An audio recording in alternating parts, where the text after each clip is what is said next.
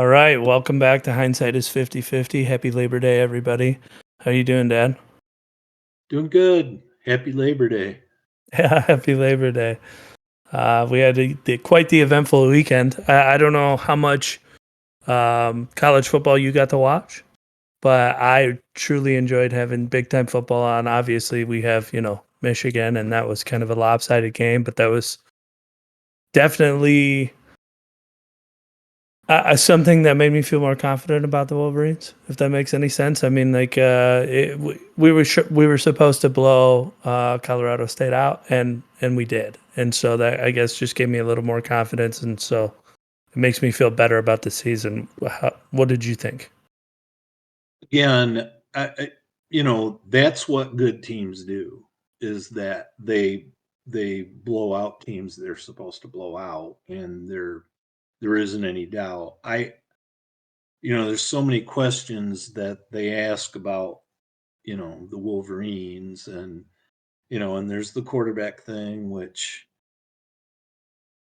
I struggle with all that, but I'm also willing to accept Harbaugh's, meritocracy rules. It's like you play better, you play, and I Right. get that. But I was really here's the thing, and with all due respect to Colorado State, I know that the coach there is a friend of Harbaugh's. They've coached together. They know each other well. They were 3-9 last year. I don't think that guy's been there very long. Their Colorado State isn't very good, so we should thump them, and we did thump them.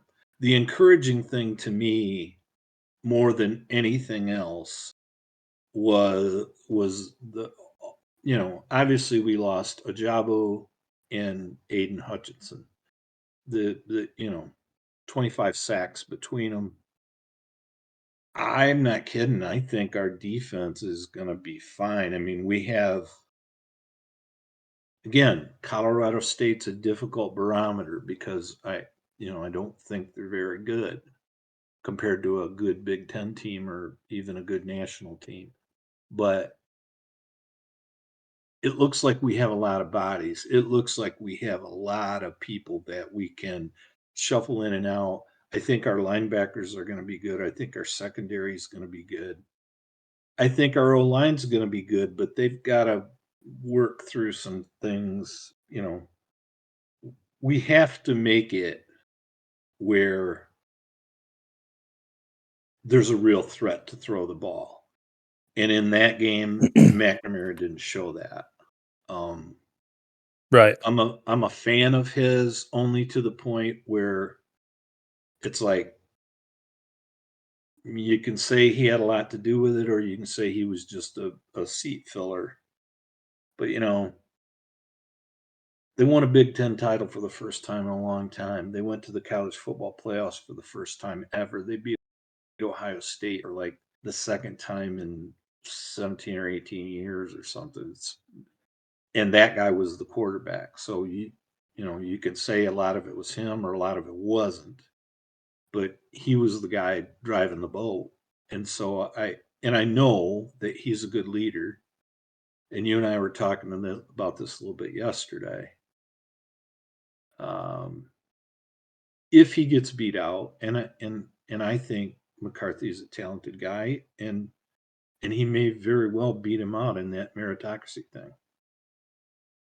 I think there's a lot of people going to be lined up to get Cade McNamara, and he won't have any trouble. And I'm not talking about going to play at Fort Valley State, no offense, or Colorado State.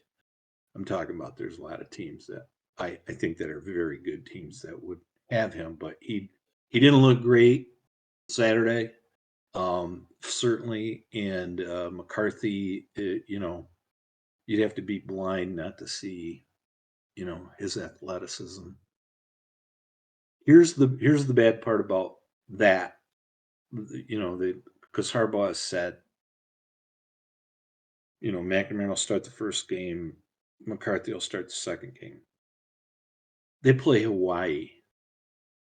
Colorado State would beat Hawaii by 30. So Don't you think think he's that's gonna look really intentional? good. Don't you think that let's be honest, don't you think that's intentional? Oh, I absolutely think I it mean, was if you know intentional. that both Yes. games should be walkovers, but Yes. you've got a guy who is a perfect game manager. In a barn burner, I don't know that I want him on my team because he does not have the explosion. But in most games, he's going to control the pace. He's not going to make bad decisions. He's going to pick up third down and medium, and you're just going to control the ball and not turn it over. But then in a game that's an even easier walkover, when you have a QB competition, you have a human highlight reel. I mean, he's gonna be the fastest guy on the field. He's got a cannon. He's got the moves. He's shifty, and he's starting to pick up defenses. I'm not saying he can read them completely yet. We haven't seen it, but I mean, there's almost a point. I've thought about that since you and I talked about it. There's almost a point where you wonder if he was given the easier of the two games, because if he explodes that much against a worse team, it'll just be easy to go with the crowd favorite. Well, and you know, and I honestly believe that McCarthy is the crowd favorite. I really do. I think Yeah, everybody wants him to play, 100%. and I'm not saying I don't want him to play. If you watched any of the LSU Notre Dame game, the quarterback for LSU, who's I mean, there were like 47 quarterback transfers in this between last season and this season. LSU or OSU?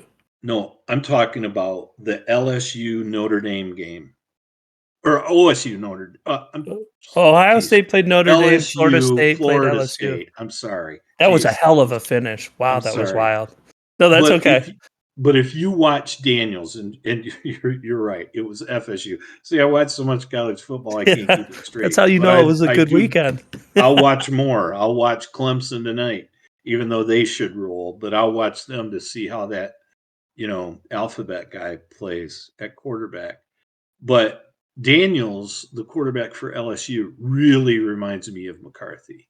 He's slender. He's very fast. He's got a good arm. He started at Arizona State for 2 years for Herm Edwards before he transferred to LSU.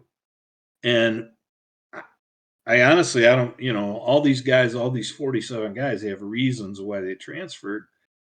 I mean, I thought Arizona State was kind of, headed in the right direction.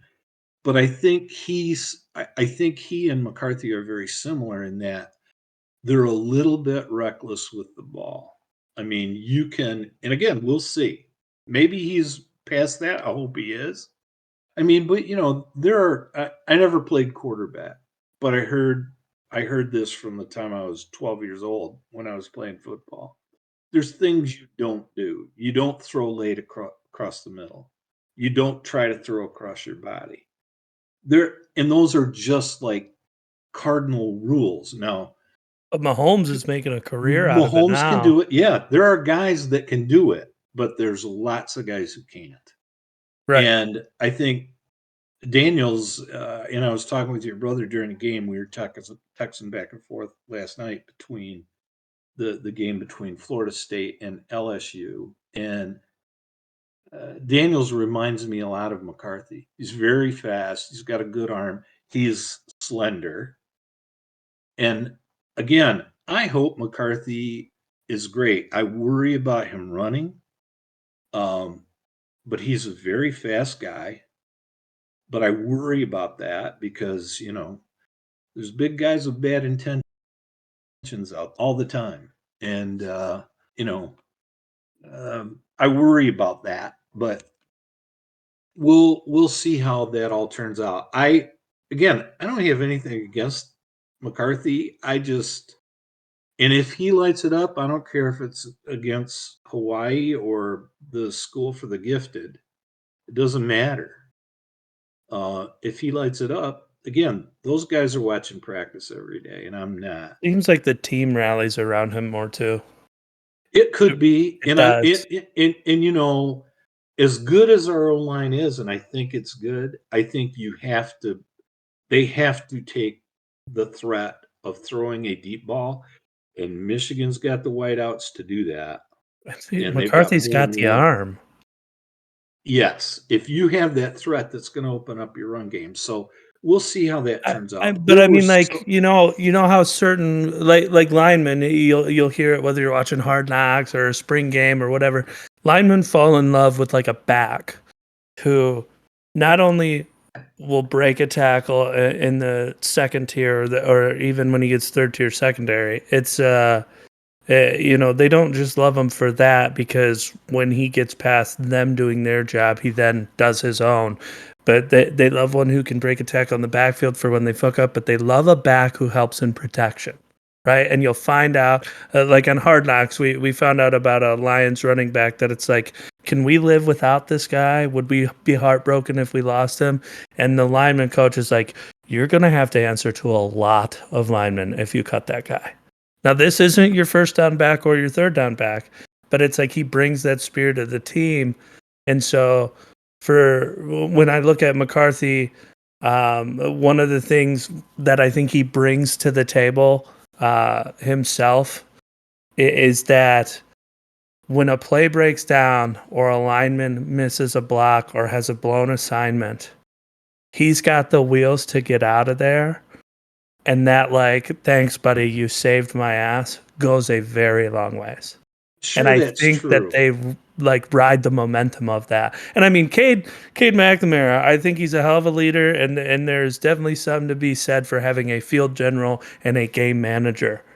But to be able to have that threat, take those shots downfield, and that's where hopefully you throw less picks, but like that's where you get like the Favre-esque throw, you know, where it's like, boy, that guy sure as hell isn't afraid to sling it. That's what I think McCarthy does, and it for sure is more reckless, but I do think because his ceiling is so much higher, if you're going to lose one, you don't lose him. Because Well, at another big and that's school, he fair. destroys you. That's fair. I when you're talking about, rallying and all that stuff, they voted Cade McNamara captain, and that was a team player vote. So I, it may be in momentum, it may be in spirit. And again, I think the guy's great, and I think he can be great. The only thing I'm saying is, and I told you this yesterday, and I firmly believe it, if McCarthy beats out McNamara, which he very well could do and should do, he looks like the better athlete. Um, there's going to be a point in time where you wish you had Cade McNamara on his team. Um, I Well, now I did I like mean, when I you throw two picks and he's in his head, that's not gonna, you know, getting over that's not gonna be any easy feat. Um, no. I just the I like him. I just think we're real quick to discard the old for the shiny new object. The old joke is the most popular guy in Detroit is the backup goalie for the Red Wings because everybody complains about the goalie. Um, and I think that, there's a lot of that happens in sports. I do believe what John Madden said years ago: if you've got two quarterbacks, you don't have any. right. So I don't think that splitting time, that just doesn't work. I We mean, watched that split apart Northwestern when they had a good team. exactly. And that's a good call. Lloyd Carr made it work a little bit with Henson and Brady, but that was more because of Brady than anybody I'm else. And gonna, I don't yeah, when you think, got the goat on your team, yeah, but see, he wasn't a GOAT then. He but wasn't the he's GOAT then. He was a clearly part-time working towards starter, it. and he wasn't the GOAT then. But he made that work. But again, that's the exception. It's not the rule. But Right. there were so many entertaining games. We talked a little bit about that North Carolina Appalachian State game. That, I want to say that was 63-61, and that was in regulation. Yeah, that I was a mean, that burner. wasn't even overtime. And then there was, the craziness in the NC State. Again, I watched so many games. I already Well, I mean, got one LSU, wrong. FSU, that was insane. I didn't see the end. I watched it this morning, but So I'd heard yeah, about okay, it. yeah, because so, Yeah, like, the I muff heard putt, about then the it. fumble, then oh, Yeah. man. Well, and again, I told you, well, okay, By the way, I'm Iowa. going for 2 in that scenario. I don't know about you, but if Well, they this always game's been back say and you forth go and for the win on the road for the tie at home. right, but I mean, when that's the old saying, though, like, there's a time to, like, take the momentum, and it's like, you were down, then you scored. You still need to score. FSU punts to you. You muff the punt. They drive all the way to your goal line and they fumble. Your defense is pumped up, which is going to be the best cheerleaders for your offense when your offense gets on the field. And now you just drove all the way down the field and scored. I mean, all the entire field. I'm not scared of 2 more yards. We're taking it right now. I don't want that game going into overtime and we lose this momentum. I'll take my shot on one play, especially when the play before we ran a 3 yard slant and it looked like a fucking cakewalk. There's no Well, way I'm not running that again. in the App State North Carolina game, I think that was the game. App State scored late and they were down one. And they went for the win and didn't get it. And so, Yeah, but that was a QB scramble. He didn't even throw the ball. yeah, but then North Carolina scores again, which Mac Brown, it, it, I think he's a great recruiter, and obviously he's been good for North Carolina 2 different times. Mac Brown has gotten too accustomed to playing in the Big 12, where defense is a a 4 letter word. Um, because North Carolina doesn't play any. I mean, they can score like Because mad. they're a basketball school. All they know how to do is Well, run up yeah, the but you know points. what? That's how he got the job at Texas. Is that North Carolina? And again, I agree they're famous for basketball. So is Kentucky. But guess what? That Stoops guy, Mark Stoops, I think it is. He's he's been there a while now. Kentucky's pretty good, and they'll jump up and bite even the icons of the SEC in football. They're still a basketball school, but North Carolina has access to so many athletes, especially with a recruiter like Mac Brown. It's like, man, and they're putting guys in the pros, man. They do, but they don't they don't play much defense. And most of those Big 12 schools, they just don't. That's just how it goes. But Hey, it was a great, I love college football. You know, as I get older, I don't like the fact that I know cold weather's coming in Michigan, but I love the fact that college football's here. And I like pro ball too, but I love college football above all it's others. just different. I hope it doesn't And change I from and the I, money. I watch so much of it, and God bless your mom, she puts up with it, and she actually, like, the Michigan games, she'll watch, and she'll, and and she's in the room when I'm watching all the other games, because like yesterday or 2 days ago, Saturday, it's like, they're on from noon until midnight, and I'm watching everything I can watch in all that time, and she's sitting here with me, and I'll say, "Did you see that catch?" Well, no, she's doing something on her Kindle, but then I'll Right. rewind it. Yeah, Hey, but no, Melissa she got some. appreciates it, and she likes football season too. I love that college football's around, and I do like pro. I don't like it like I like college, but I love that college football is back. And the only bad thing is that I know, and 30, 60, 75 days, we're going to be cold and gray, and I don't like that part. But That's I fair. do like that college football is here. The Hey, good news about that is, as long as there's good games on, and TV is such a big part of college sports now, there's going to be good games on. most Yeah, just every turn on week. the fire. But hey, Melissa ordered some food to the house. I got to run outside and grab it before the critters get in it. I'm All not right. trying to cut you off. I just got to go grab it real quick. Okay. All right, I'm back. Sorry about that. Oh, that's okay. I just had to get it last time. She ordered a pizza and didn't tell me, and she texted me like 5 or 10 minutes later, and I went out there and squirrels had gotten into it and thrown it upside down in the front yard. Nice. Yeah, it was awesome. No pizza for me. Um, but no, I mean, I just above all sports, I love college football. I like the enthusiasm. I love the bands. The fact that people are so The passionate about crowd, it. yeah. I like all that. But again, what a great opening weekend, and again, because all these big TV contracts, it's like there's going to be good games to watch through even into the cold weather in Michigan, so that's a good thing.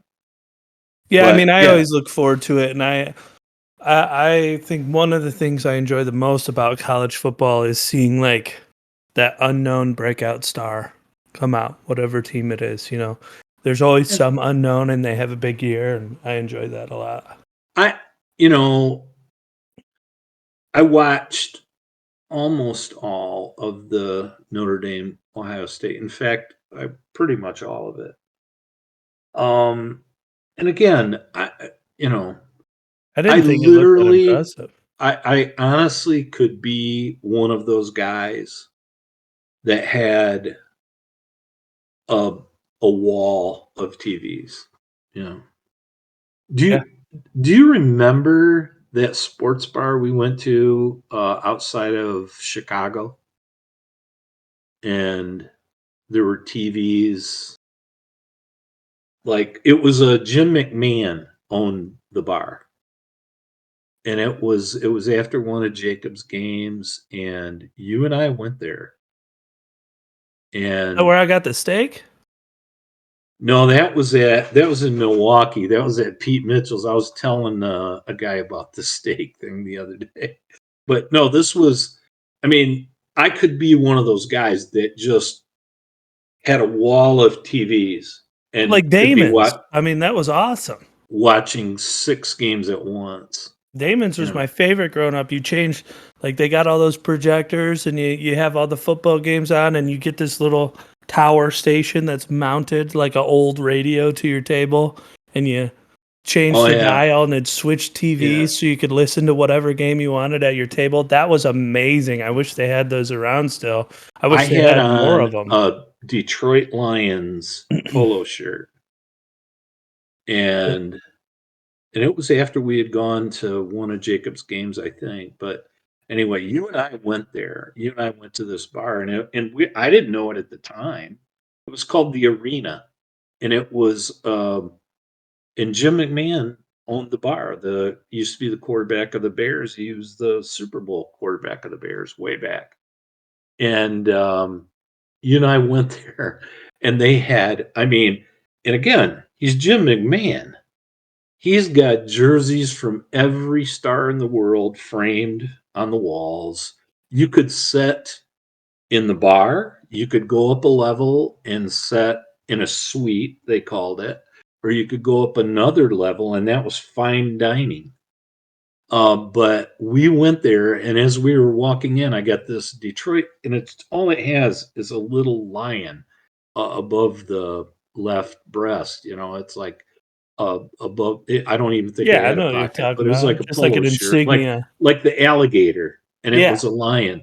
And there was a kid and his dad that were walking out as you and I were walking in, and they thought I was a player for the Lions. I'm And looking I at didn't tell pictures them of it right different. now online. It's no, I do know what you're talking about. I didn't remember the TVs in the middle, but I remember the TVs that were on the wall because he's got like uh almost like how a jumbotron is, but he's got like a hexagon of TVs around the bar that's in the middle. But I could what took me to that story was I could be one of those guys on college game day that had like a wall of TVs and Yeah, could be I would just, and I'd be a nervous wreck by the end of the day because I wouldn't remember anything.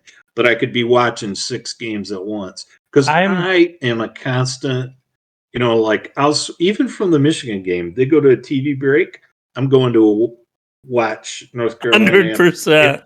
Oh yeah, So yeah. I'm going to I'm what, and bad I'm about trying it. to time So it so I get back to. And I usually record the Michigan game because I don't want to miss it. But I'm trying to time it so I get back when the commercial's over.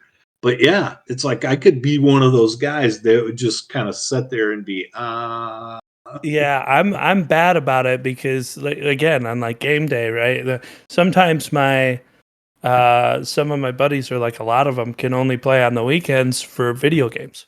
right. And it might be that they're not into college football, and so they want to play, but you might have had good games from noon until 7, and that game might not be over till like 11 p.m., so it's like you might be busy all day. So a lot of times what I do is, we have Xfinity, and they're not my favorite, but in a lot of ways we are spoiled with them. And so I will, if Melissa's not watching TV, I have the big screen to my left, which is a nice 65-inch TV. I will have the main game that I want to be able to look over and see highlights. I will have that main game on that TV. Excuse me. And then what I'll do, if there's multiple good games on, is I have two monitors. So my gaming monitor is right in front of my face, but I have another monitor on my right, and I will log into Xfinity streaming, and I will split screen two games to my right on the right monitor, so they're playing side by side. And I have a toggle switch on my amplifier. So my headset, I have a pretty nice headset. It requires an amplifier to run it. And so I just hit this tiny little toggle switch, and I go from, like, if I die in my game and I'm just waiting for the round to end, I flip it down and it turns on the audio that's on or on my monitor to the right. So then I'm listening to the games while like my buddies are finishing up the round or whatever the case is. If Oh, there's dude, even more, if you've got like 4 games going, I will have the TV, the monitor, and then I'll have one more streaming on my cell phone so that dude, I I could can just be pick them like up. I already am the biggest geek in the world. But and it was a great weekend of college football, and it's still not over. And guess what? I'll even watch Maction when it comes on when MAC teams start playing on Wednesdays. I'll even watch those at least as long as they hold my interest. Like I used to always say, I love football so much. If I saw sixth graders playing and I had time and I was on the road, I'd stop and watch them for a minute.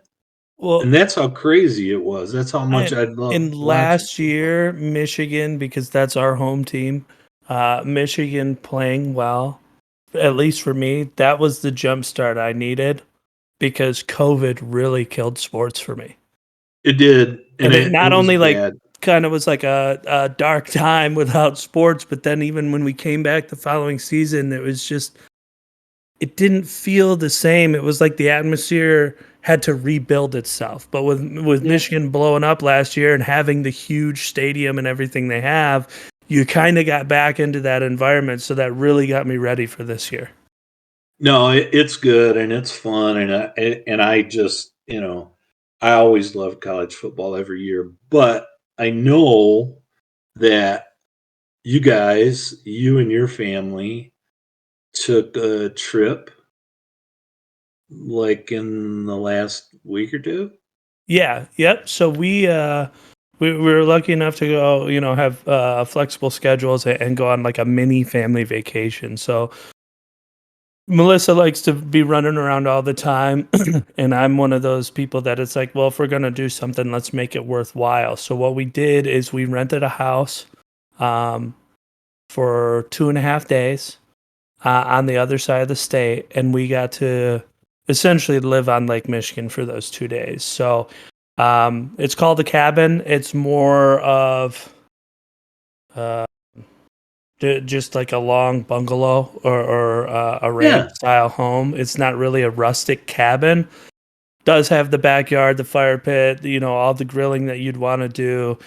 the amenities were enough. You know, you weren't sweating your butt off. There was good ceiling fans, but there was also window AC in the master bedroom. And they, you know, they had a TV with some DVDs already there. So when there was downtime for the kids, they had kids movies.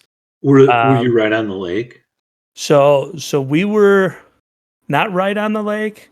I don't think you can actually live right on the lake where we were at because there were no houses on the lake. So Mhm. I would say we were a lake house because you're probably a 2 minute walk, maybe a 5 minute walk to the water's edge from where we were at, but like the street ends and then it has like a little outlet and you go down the outlet and there's a parking lot where you park your car and that is a pier with the beach. So I mean, I don't think any houses were actually allowed to live on the lake at that section of the lake. So in my opinion, it's a lake house. Again, you could be there in a 5 minute walk in the car. It was almost funny. Like you drive for 30 seconds and then park. Um, Mm.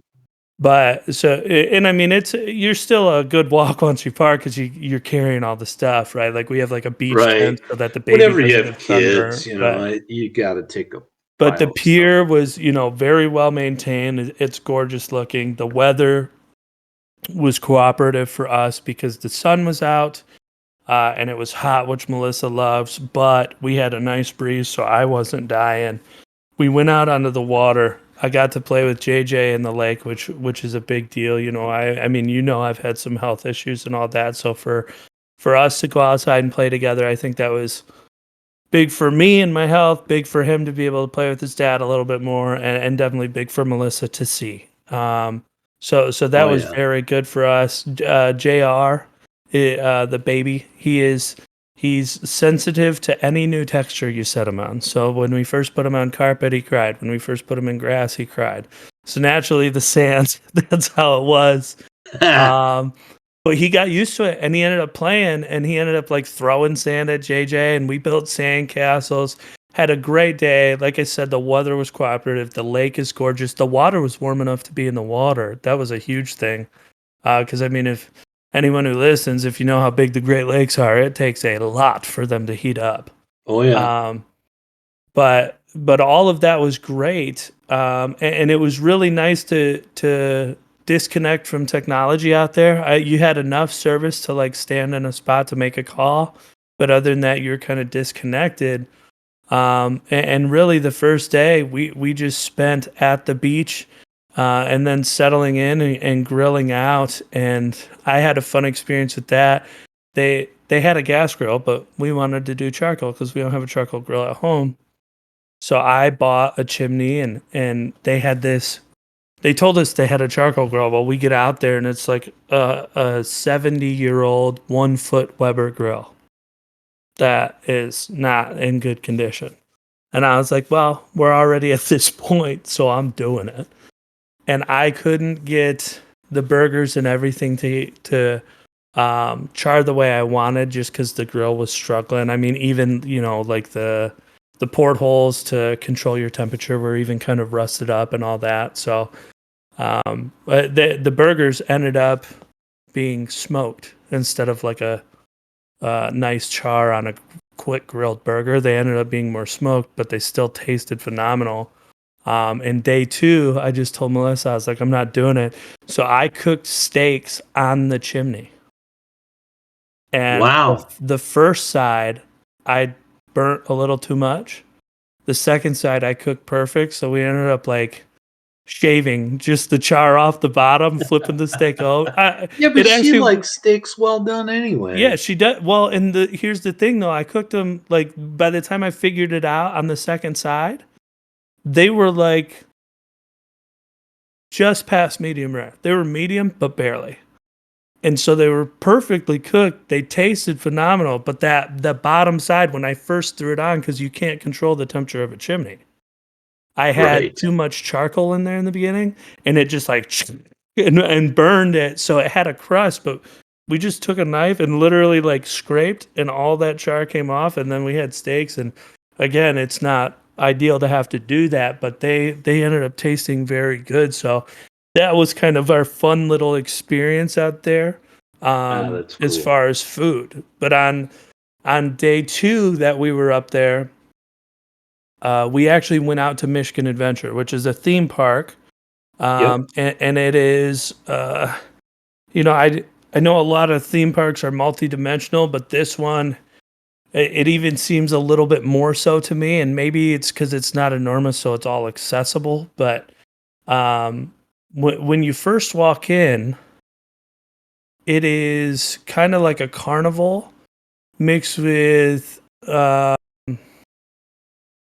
like a park with a pond. So like you can go on like the little swan boats and feed ducks, and you can there's a little arcade and popcorn and stuff. It almost looks like a little outdoor movie theater, but it's just an area for kids to play. And there's a carnival. Um, as you get past all of that, it goes into a kids center.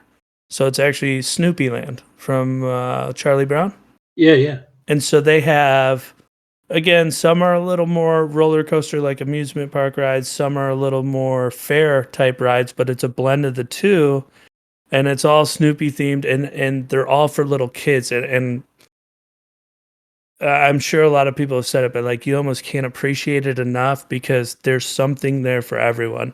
The rides are big enough for the adults to fit, but like they don't have one rule where it's like you must be 48 inches tall to ride this. Like you've got to be 48 inches tall for the big rides. For the kind of big rides, it's 42. And then after that, I think it's 36 for like the smaller rides. And the last rule after that is no handheld infants. So there are a couple rides that go slow enough to where you can take your baby with you. Then there are like 3 or 4 rides where if your baby can walk or even hold your hand and walk, they're allowed to go with you. And then obviously anyone bigger. And then after that, it's like once your kid's 36 inches, he's pretty much good through most of the park except for 1 or 2 roller coasters. So that was really nice because everybody got to do something. We got to go on rides, take great pictures. Obviously, had good snacks and food there.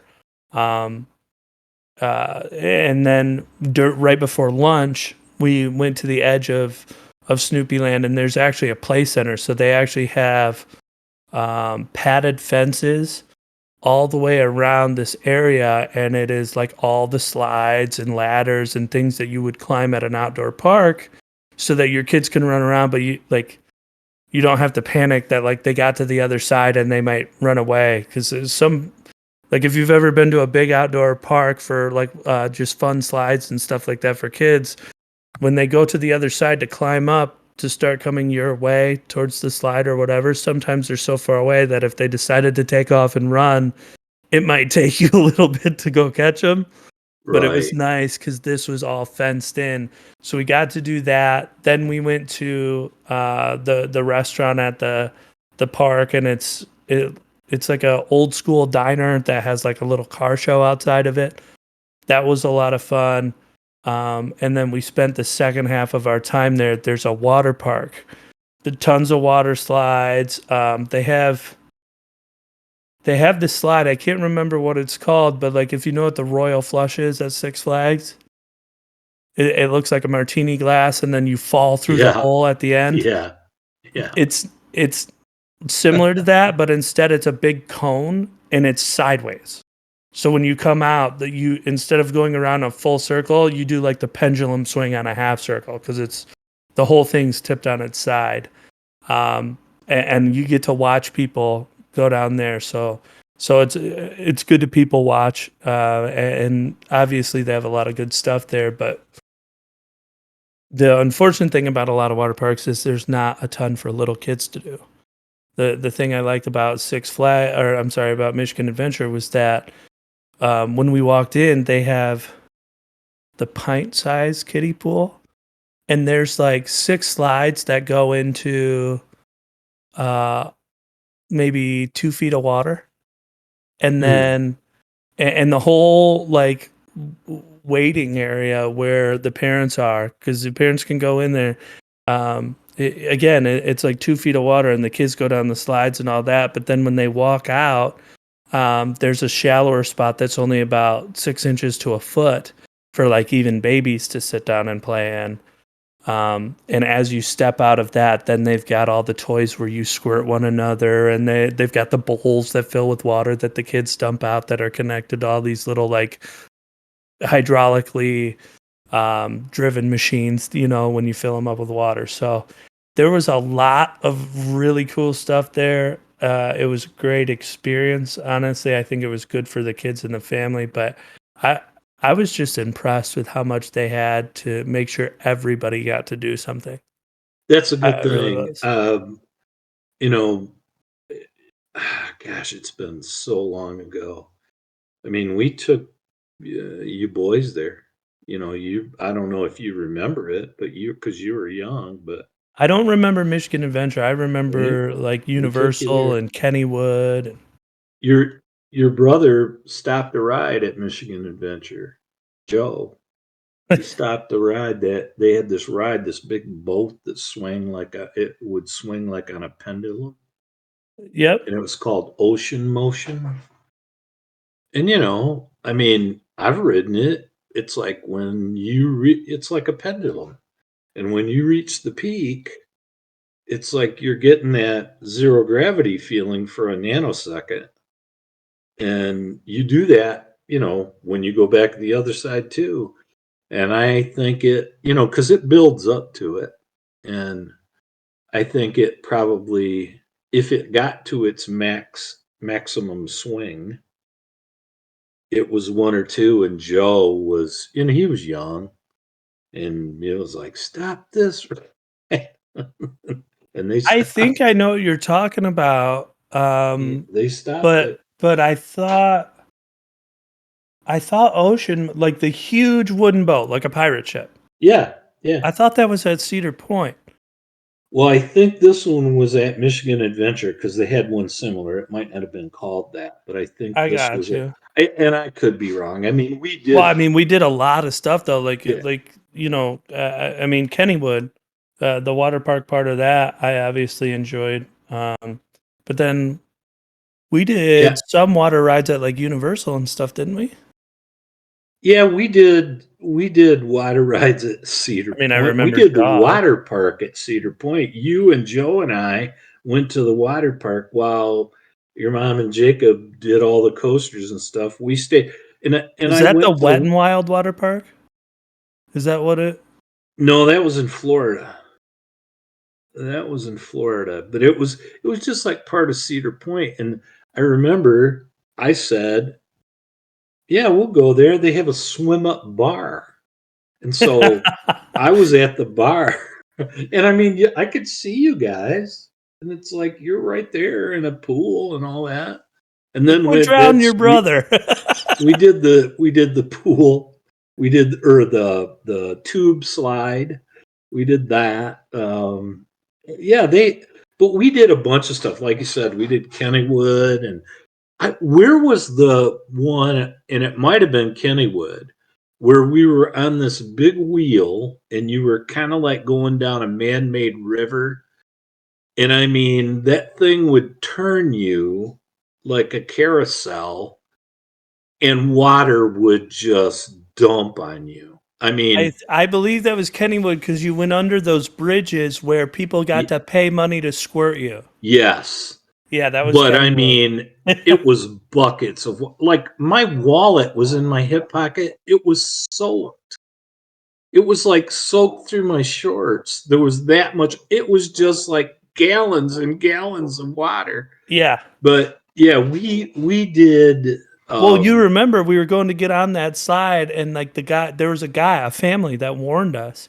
He was like, I don't know if you have a locker, or he said something like that, but he had his wallet and stuff in a Ziploc, and they got hit by so much water it ruined everything inside the Ziploc bag.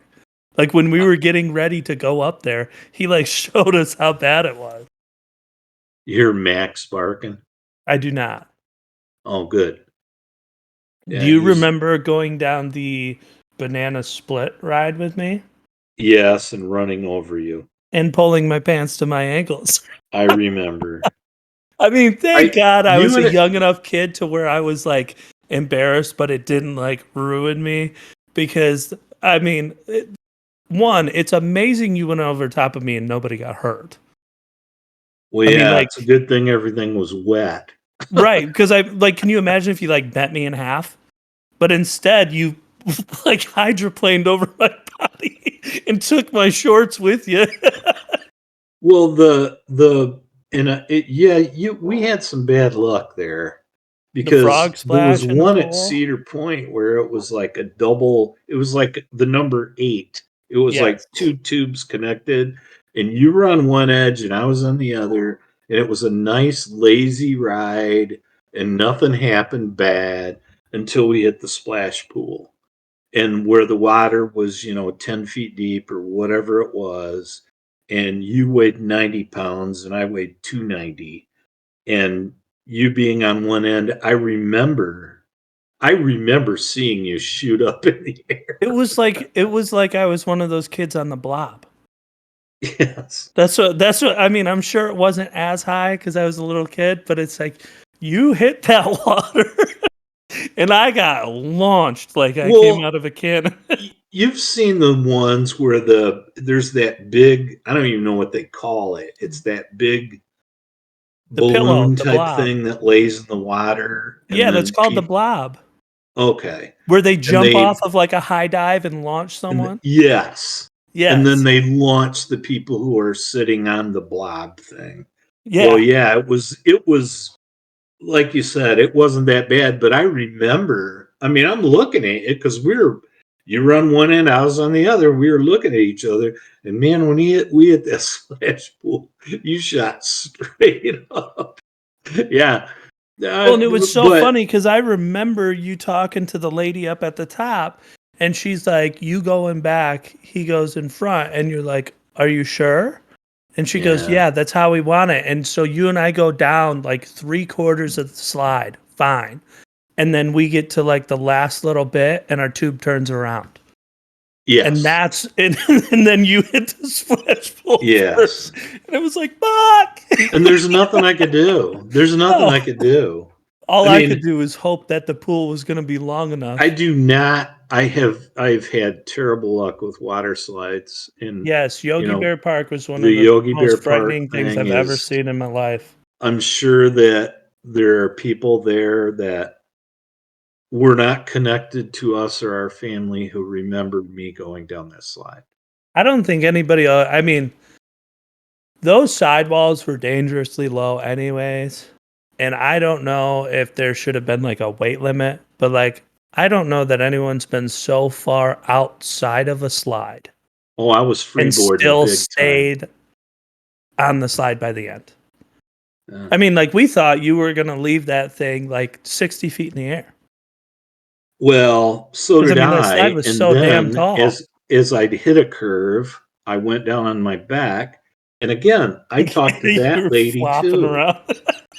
I talked to that lady too. And again, I'm sure, with all due respect, she doesn't have a PhD in the physics of going down a water Right. slide. But Fucking she terminal goes, velocity.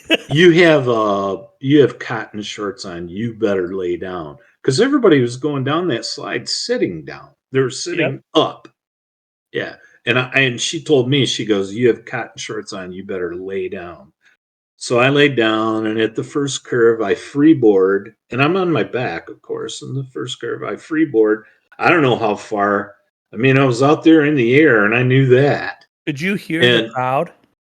yes, Oh and my and I god. flipped over on my belly. So now I'm going backwards on my belly. And then I hit the second thing, and I freeboard again. I hear the crowd, ooh, But and it's not just ooh, it's also the panicked moms with the high pitched screams. Like they oh thought you went yeah, out. yeah, there was a lot of fear there because they had the bleachers down by the splash pool, and there was a bunch of people in them, including your grandma and grandpa, who were watching me do all that stuff and I mean, I'm thinking, surprised I'm not telling the story. Like, that's the day I watched my dad die. Like, that yeah, was frightening. You well, were so far every outside that time I'd slide. go up one of the curves, I'd fly outside the slide and flip over. But I ended up hitting the splash pool on my back. So I must have flipped 3 or 4 times because I ended up on my back. And the people at the bottom that are the lifeguards and all these, teenagers that's their summer job, it's like, I mean, I hit that splash pool in such a wreck.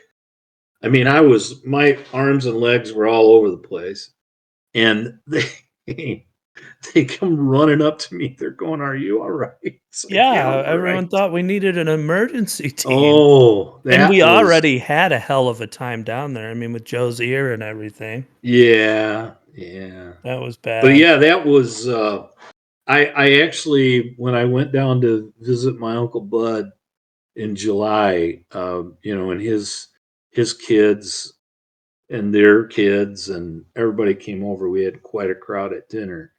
I told that story because somebody said something about Angola, Indiana, and I said, "Well, that's not very far from Yogi Bear Park." And it's like there was a water slide incident there, and those people Yeah. had never heard the story.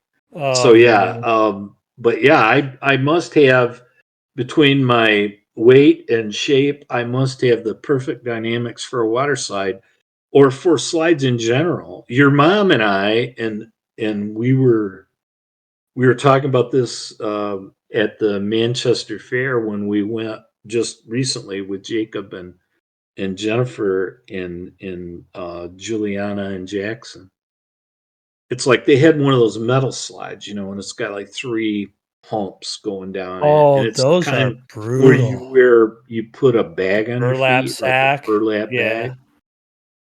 Well, your mom and I went on one of those, and I think it was at Cedar Point, and it was a great big one. And she was like, and this was before we were married, and she's like, "Oh, talking about racing." It's like, okay. Yeah, right. You're And, gonna be and like a torpedo. yeah, well, I was.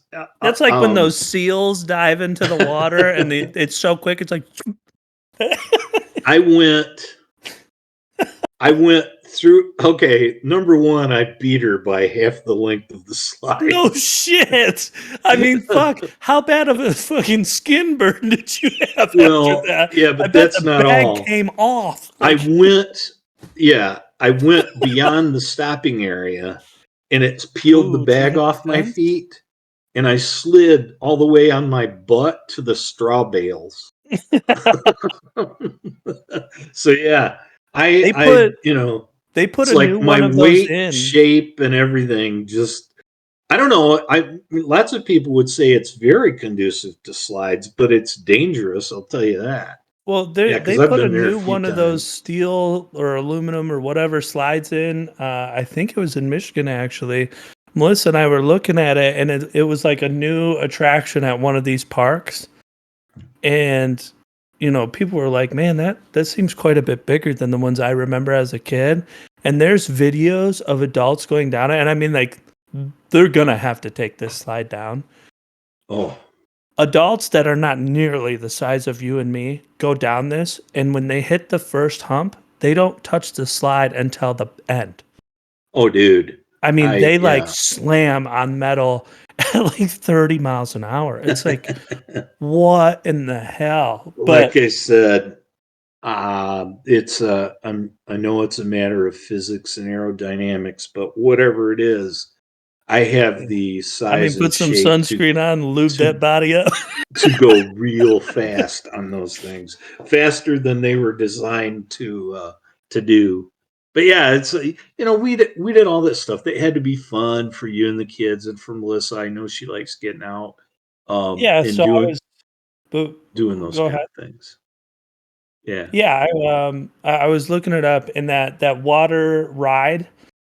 Just to explain to people the buckets of water we got dumped on us when we were at Kennywood. So it's called the Raging Rapids. In Okay. case anybody's curious to look it up online, but you go down like a man-made rapid river, and the best way to explain it is it looks like a six-person bumper car where everyone faces the middle, and you're Yes. floating on top of the water. And there's like a Yes. wheel in the middle where you can try and spin each other so you don't get wet. And so you're dumping each other under these waterfalls as you go down the rapids. And then people all throughout the park can pay money so that every time you go past a retaining wall or go underneath a bridge, they get these high power squirt guns that have Yeah. infinite water, and they can just spray the living hell out of you. Yeah, which I wanted to go up and smack some of those people So too. that was pretty good. But there's one slide, and I mean, we've talked about this a few times. I'm 90% sure it was at Kennywood. I think it's the biggest slide there. And it is only like a quarter enclosed, and then after that, it turns into all the half walls. And this was the last time we all went on a slide together, because this was when Joe and I were starting to become big boys. Jacob was already a big boy, and obviously you've been a big guy for a while at that point. And we got on a quad tube. Do you remember that? It was a big white slide, and it had like 7 corkscrews. It's the biggest thing in the park. I'm not sure I remember that. I remember going down one in Cedar Point that was black. Now, this was a giant white one, and Yeah. this was the last time we all rode together. And the reason was because those banks were the turns, and banking on those turns, we were coming in so hot because we were so much weight. By the way, everyone probably knows we're the half ton of fun because of all of our weights added together. Yeah. But we were coming in so hot that each one of us got to take turns like dangling over the edge of the water slide on all the turns. And I it's do like, remember that. this Now is that the you last time we will do when you this. say that, and as I recall, Joe was not a happy camper. No, no. Well, so same park. This led up to that. Speaking of Joe was already upset. We had to convince him to go on the ride Yes. because they had one where, just like they had remember at the roller coasters where you race and you get to high five as you pass one another? Right. They had another one of those in the water park. You didn't get the high five, but you go down the tubes at the same time and you race to see who comes out. Now, these ones started on one part of the park, but they were so long they came out in a different wave pool. So we actually, going up to this slide, did not know where it ended. We didn't know what the finish line looked like. And so Joe and I go up there, and they give you one of those little boogie boards, and they tell you to lay on your stomach. And I mean, you are way up there. Like, you can see the whole park from here, but there This is does a not wall sound good. that separates one half the park from the other, where like the wave pool and stuff is. So you can't see where you're going to end. We get in there, and all I can hear is Joe screaming. We get in there, and there's only like 3 lights, like tunnel lights, as you first go in. After you hit the first turn, you can't even see yourself. It's so fucking dark in that tube. I mean, you can hear the water. You can't see where you're going. You have no idea when a turn comes. You lose the board in less than the first 10 seconds. I mean, you're on your skin now, flying around, going into turns like bashing your knees into the wall, and you're just going in hot. And when we come out the bottom, I mean, this had to have been one of the longest fucking slides I've ever been on. When we come out the bottom, the exit is shaped like an over-under shotgun. So we go launching out. And I mean, I come out freaking hot out the bottom one, just like, oh my God, like a laser. And Joe's over my head. And it's like, it's one of those slides where you come out like 10 feet above the pool. Like, it's meant for you to crash into the pool. Oh my God, was he mad? Oh, I bet. Because you can't even see. So it's like, by the time I got to the bottom, I think I actually came out backwards, and I couldn't even tell that I was going in the pool. And I look up, and Joe's in the air above me. But I mean, that was one of my favorite moments on a water slide. And he's like, that fucking sucked. Can you imagine the not only the words he was saying, but the physical gyrations he was going through as he was going down? If you want to talk about a dangerous body type for a water slide, that Yeah, dude I mean, that is a lot of Yeah. weight in a little package, and it is like Yeah. He'd be just like a I'm greased musket but ball. that Yeah. that slide, I Yeah. mean, I remember his first words, "Oh shit." Cuz like we go in and it's like you think there's going to be the little lights I'm talking about, like they have them along like when you're driving down the highway and Right. you go through a tunnel, the little running lights on the side. Yeah. They had like 3 of those on the top, on the inside, and as soon as you hit the first turn, you can't see those original 3, and there's not a light for the rest of the slide, and it's completely enclosed, and it's Oh, thick black plastic so the sun doesn't even get through. I would just love for there to have been an infrared camera so you could Or like a see GoPro. the gyrations that Joe was going through and a microphone to hear what he was saying. Oh, I'm man. sure there was a lot of panic. Well, and you know Oh, how you can hear the echo of thumps through, like, plastic, like a PVC pipe? oh yeah.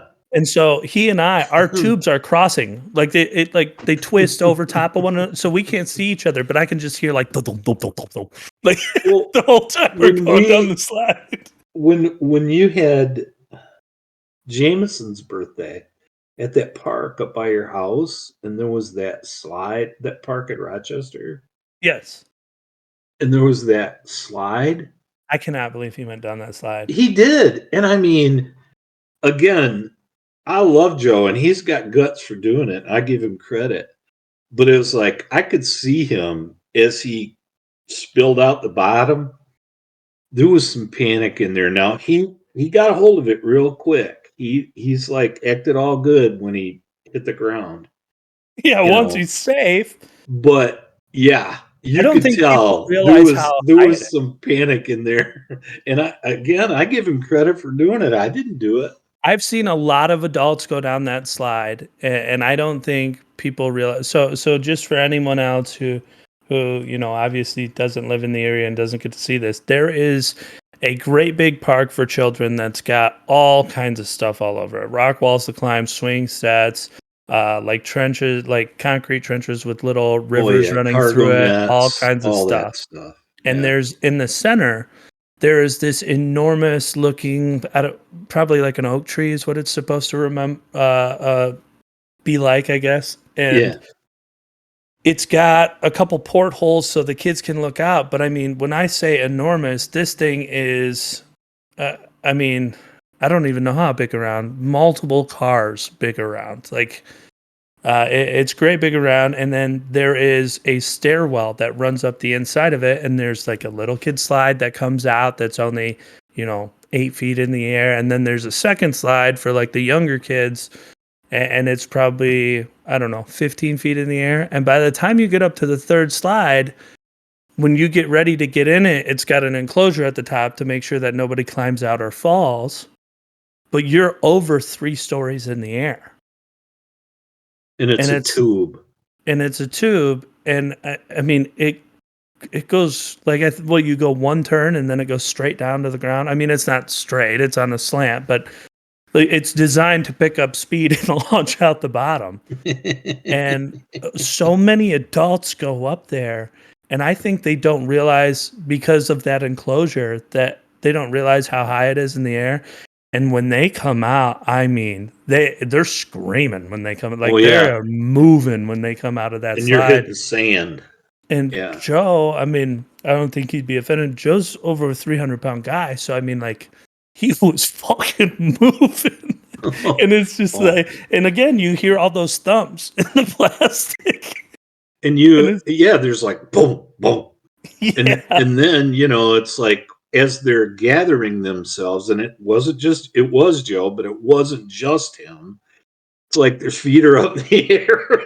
Like yeah. they're trying to figure out where the bottom of this thing You is. come out like a And it reckless toddler. oh yeah.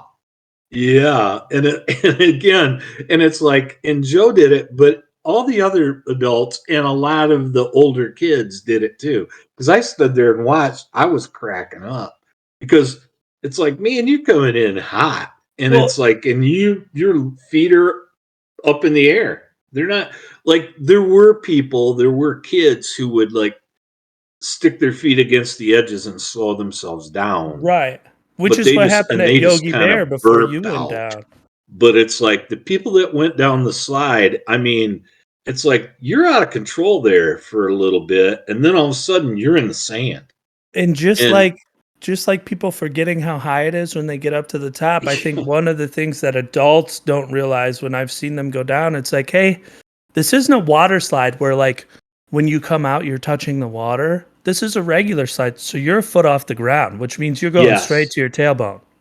yes, And I mean, these people come out so hot and then bam, and they're like, yeah. you can see the jar of their whole body and they're And like if they stunned. get their feet out ahead of them, their knees come up to their cheeks. Yeah. It's just like boom, Yeah, it almost looks like when when like a little kid jumps off something and they let their legs take too much absorption and they give themselves a bloody nose. Yes, That yes, that's what it yes. reminds me of.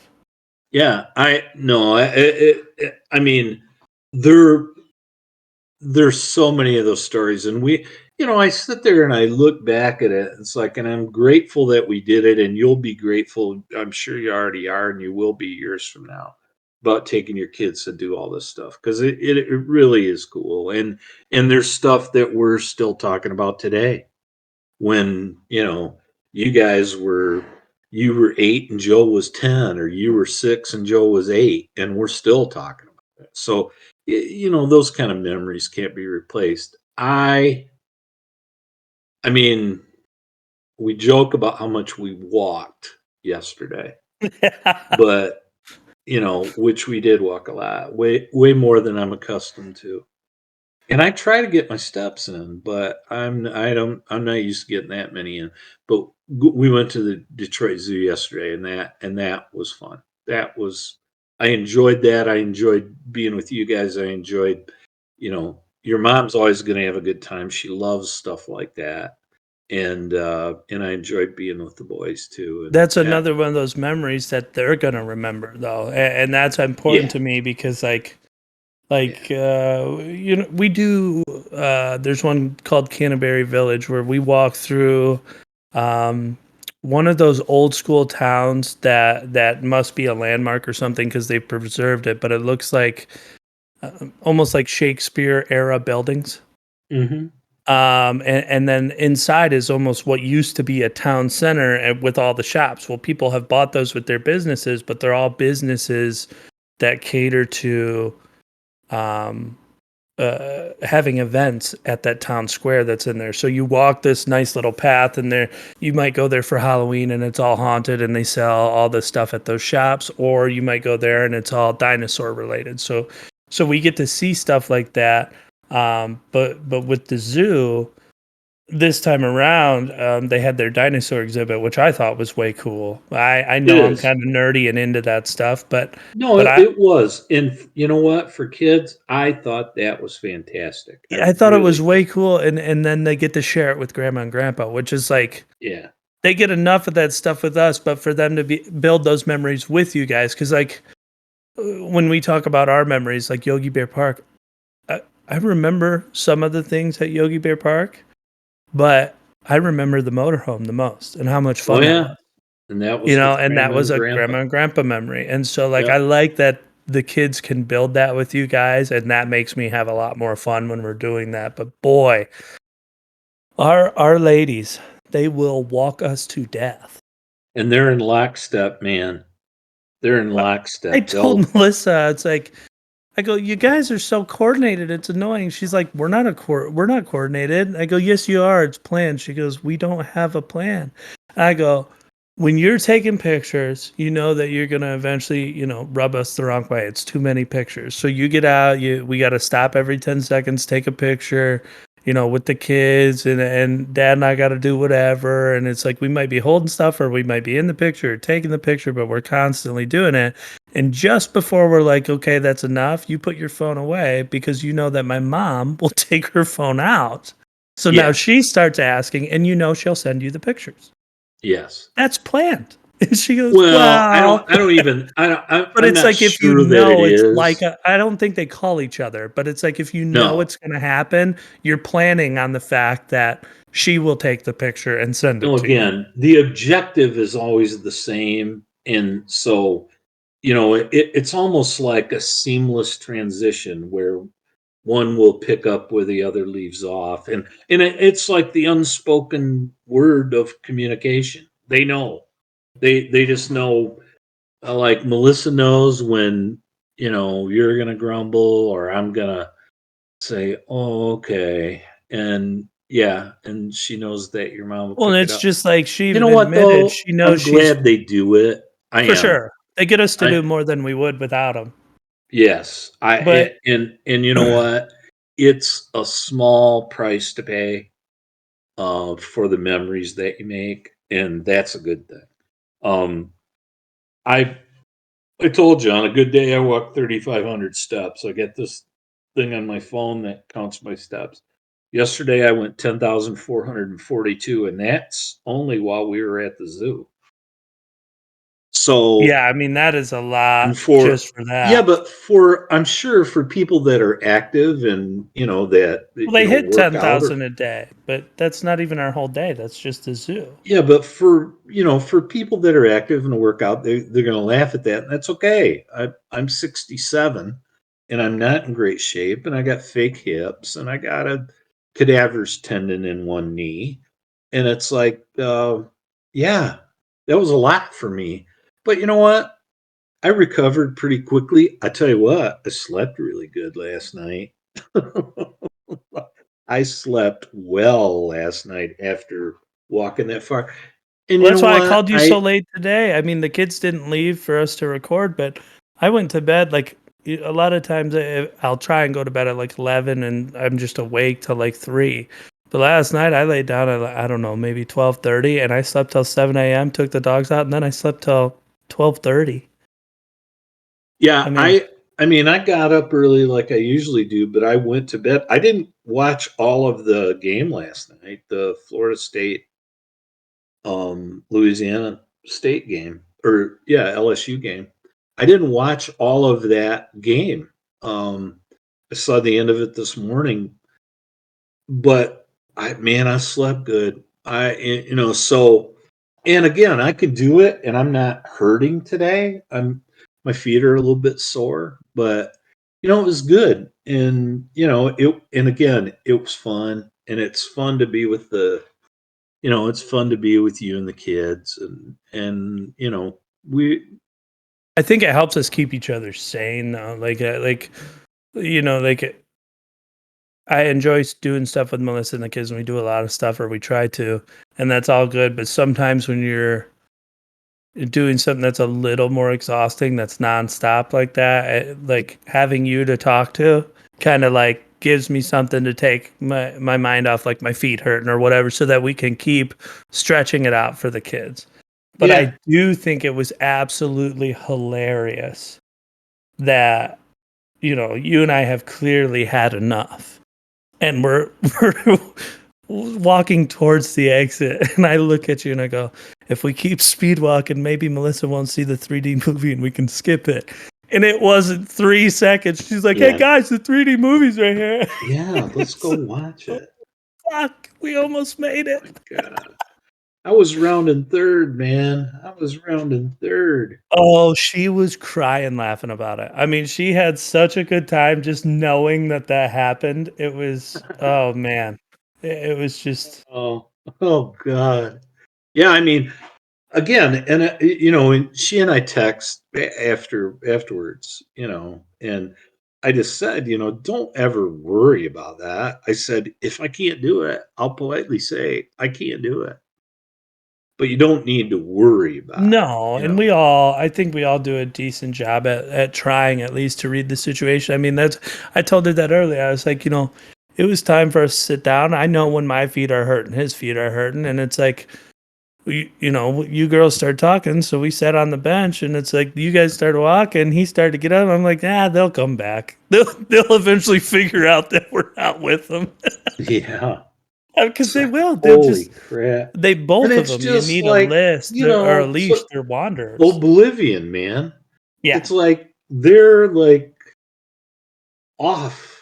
They're you know they're in their own, like your mom always says, I live in my bubble. Well, we go someplace like that, her and Melissa are in the same bubble, and it's Yes. like, and they can just keep the world separate. So it's better just to acquiesce and chill. And like you said, I if you get told tired, her. sit down because they'll come back. They'll, they might be a half mile away, but they'll notice that we're not there.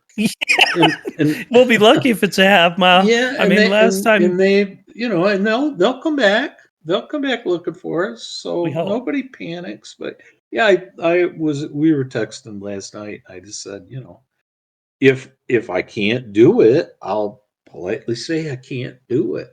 But it wasn't like that yesterday. And you know what? It's good for me. And again, I'm sure there's a lot of people that, 10,000 steps. It's like, man, that's a light day for me. Well, it's not for me.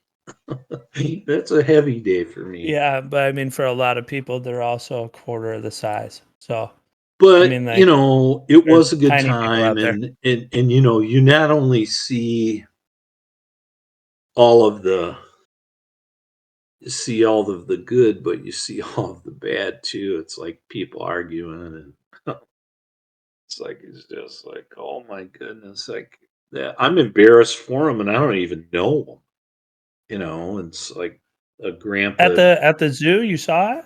yeah, arguing with his 8-year-old grandson, and Oh, for God's like sake. shaming him and stuff. And it's like, I'm just, I'm backpedaling, trying to get out of Dodge. I don't even want to hear it. I don't want to see it, and I don't want to hear it. And we we joke about that, the fact that they'd still be walking, and but we don't have issues like that. And that just, it makes me uncomfortable. It makes me sad. I mean, this guy was shaming his kid or his grandson. It's like, and what are you gonna do? Call the cops on me? And I'm just like, I and will. the grandpa was saying that. It's like, oh my gosh. Yeah, that is shameful. No, it was just, I don't know, man. Situations like that, I just want to get away from them. They make me, because I'm not gonna intervene as much as I want to. It's like I'm not gonna intervene. I'm too old for that. But I just want to get away from it. I don't want to have to listen to it. And again, that was one guy. Well, I Um, just don't like the harping stuff, like you heard me at the zoo. If I offend anyone, so be it. But it's like I asked Melissa to look at a sign like 6 times, and she's one of those people. If there's something she doesn't want to do, she plays dumb. Like will legit turn into a zombie and start walking around like there's not a brain. And I looked at her and I go, "Are we fucking retarded?" And she looks at me and I was like, "I don't care. I'm still gonna say it if we're in front of people." And then I go over and do it, but it's like I think anybody, maybe not to that extent, is gonna have the moments where like shit comes out. But like to sit there and chastise someone and then to keep doing it and not even taking I mean, one, you shouldn't be doing it. But two, to not even take it into private, I think that's just shitty. Though it was so bad, the grandma came up to him and said, "You need to stop," and kissed the grandpa. Like, she came up to him and said, "You need to stop." And because she was embarrassed too. And he goes, "He needs to stop." And it's like, oh gosh. I just, again, if it were vigilante justice, I would have done something different, but it's not, and I'm too I old, so I can't. But you know what? Shame on him. What goes around comes around, and like you've said before, karma's a bitch. yeah, So it really is. I hope that 7 or 8 year old loves you. Um, Well, it's the thing is he's not gonna come around and who loses out? Yeah, he well, doesn't that's know what I'm you, but saying. like if he didn't know you because he doesn't come around, he's not losing anything, but you're going to know that you're the one who chased him away. Yeah, and again, that's a snapshot in time, but boy, it was an ugly snapshot. That just makes me uncomfortable. I've always been like that. Even, I mean, I'm sure I was impatient at times with you guys, and you guys drove me nuts when you were little. And I'm sure that happened, but I don't, you know, when I see that, especially when it involves little kids, My thing that is, just it's a really grandpa. bothers me. Like I mean, I think people can only realize this once they have either multiple children, multiple pets, or something of that nature. Um, like you, it's just like how you hope your kids have it better than you did. That's really all you can hope for, is that you hope Yeah, you yeah, made their lives better than yours was, regardless of how good yours was. yeah, It's just like Max. I love Max to pieces. You guys still have him, and I'm glad he's a happy, healthy boy. But it's like he was my first dog, and when I think about it, it's like, man, I was hard on that dog.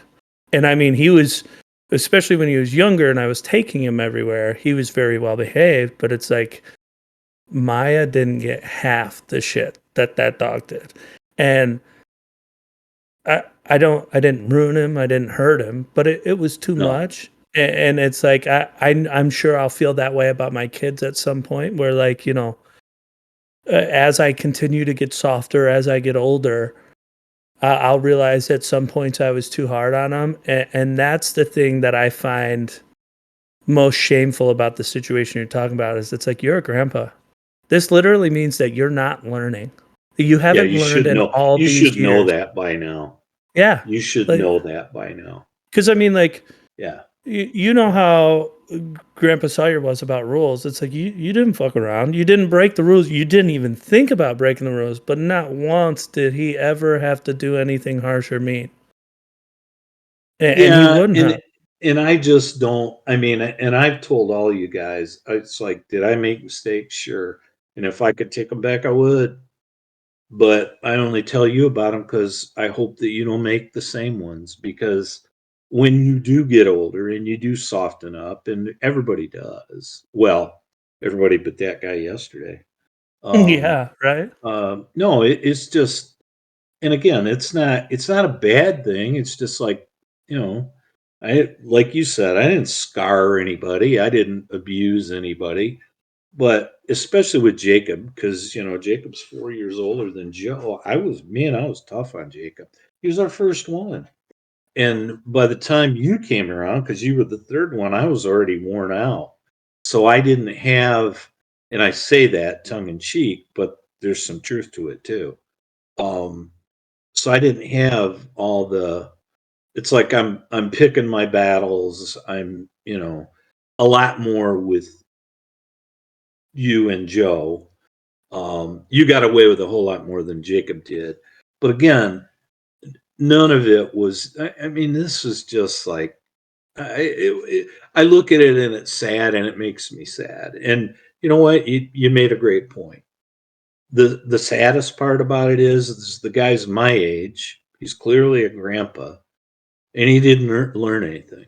And Yeah, because and guess what? What you were doing isn't going to fix anything with you and that kid. It's just going to make things worse. and I almost think it's double ended, because okay, like, you and me, we didn't get along.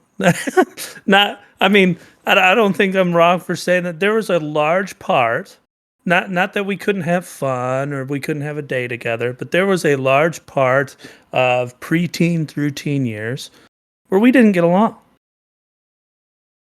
But like, as I became an adult, just like, as you and I both believe that men, as you get older, you get softer. As you got softer, and as I became an adult, it's like, not only were you getting softer, but I also realized what a handful I was to deal with, right? So it's like, when you're younger, even if you're not getting softer, you should be learning from your experience and going, yeah, this was shitty. This was disrespect. And you learn to harness more of that attitude and frustration, or you at least attempt to.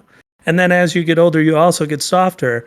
And it's like, so he didn't, the way I think of that guy is it's like, you probably don't even realize how much of an asshole you were as a kid. And now you're not softening up and being good to your grandkids as an adult. You, you've just spent a whole lifetime doing like the one, in my opinion, the one sin that is unforgivable. You didn't learn. Well, and that's fair. We were talking, but you bring up a good point. We went to dinner with Jacob and Jennifer and Jackson and Juliana on Friday, and afterwards we went to get ice cream and at the place in Chelsea, and there was a guy there who's 70-ish, and while I was waiting for my order, he was waiting for his, and he had noticed how I was interacting with the grandkids, and he goes, "Grandkids are great, aren't they?" I go, "Yeah, they really are." And I said, "The good thing is they go home." And we both kind of chuckled, and he goes, "I know what you mean." He goes, "I just had a 13-year-old for 3 days, and he just went home." You said something in talking about how it was when you grew up. You talked about being in your teens. Yeah. Teenagers can be a pain in the ass, man. And I mean a major league pain in the ass. Because when he said he's 13, I go, and he knows about everything, doesn't he? And he goes, "Yeah, they do." And we just kind of, it's an old man kind of a chuckle thing. Well, trust me, you'll understand what I mean. You will understand what I mean. And that's not retribution, that's just life cycle. Oh That's, yeah. I mean, I believe that just because t- like I remember t- a lot of it too. But teenagers, especially young teenagers, are, and again, it could be old teenagers too, but especially young are testing their limits. They're going to. That's what they do. It's their job, and that's wow. okay. And we had a lot of But boys in the house, and I think we had a lot of alphas in the house. yeah, and it is, man. It's a patience trying situation. There's no getting around it, and you'll understand. You'll live through it, and you'll understand. That's the only thing, like you said, you want to make it better. Um, I talk about experience being the best teacher. The only reason I tell you guys stuff is to tell you guys things about life experiences that, number one, might be entertaining, number two, might give you a hint on something that I did wrong that I hope you don't do wrong. Now, sometimes you just got to live through it and you got to make your mistakes and like everybody else because everybody's different. JJ and Jameson will be different than one another, just like you, Joe, and Jacob were. You're all different kids. You're all different, but as teenagers, there's always that you know smart ass attitude, know everything, and you were all like that. And guess what? I was like that too, and I'm sure my dad was like that, and his dad was like that, and so it happens, and it's one of those things you work through. I just don't. Whenever a kid's involved, I get a soft spot in my heart for it. And, you know, I didn't get all of what happened yesterday between that old man and that kid. And you know what? Maybe the kid was being a shit. Maybe he was. But, nah, Well, I look I at didn't it, and see that. one of I the didn't things I see take that away part. from what you said was, yeah, like just you explaining this situation to me, and hope maybe this guy just hasn't experienced it. And maybe that's just sad in itself. But like, I never met this man. I don't know who he is. But the one memory that I will have of him is what you explained to me. And Yep. that's how a lot of other people are going to see him. And I compare that to, um, it was during the pandemic. I don't know when, but I was at Meyer with JJ. And it's like it had been a long day and we had been doing a bunch of stuff, but he had been good all day. And so Melissa was sick. She actually just had come home with COVID. So I was out getting her stuff, and I was going to buy him a toy for being good. Um, and it's like I'm in line, and he's, you know how kids are. He's got to touch everything. Yeah. He's getting antsy. He's He's been being good a all kid. day. Exactly. And I was really, because I knew he'd been good all day, and maybe that's not a good thing to say, but because I knew he'd been good all day, I was trying to be extremely patient with him, and just be, nicer than normal even. And it's like, come on, bud, let's just do this. We're not going to touch that, and this is why, and just trying to be very patient. And as I was walking out after paying for something, a woman stopped me, and I was, with the Karens and everything you see in the world today, I was getting ready to be like, what the fuck did I do? You know? And she just said, sir, I just want to stop you and let you know that I love the way you talk to your son, and I hope you guys have a good rest of your day. And it's like, when I think about what you said about that guy and then her saying that to me, it's like, you don't ever want to be that guy. No, Like, you want people to remember no, you like what that lady said to me, and that's not, I'm not trying to, like, pump myself up, it's, I no, won't no, ever no. forget it. That was, like, an awesome That moment. you're 100% right. That is what you do not want to be ever. You don't want to be that guy. I saw that guy. You don't want, and I've seen hundreds of others like him. And I don't want to be that guy. And I don't know that I've ever been that guy. I'm sure I've been short. I'm sure I've, been strict at times. I'm sure I've made mistakes, but just I don't know. You're right. I'm not that guy, and I've never been that guy, and I don't And want if to you be that. gotta be that guy, you're not doing enough work at home, in my opinion. Well, there's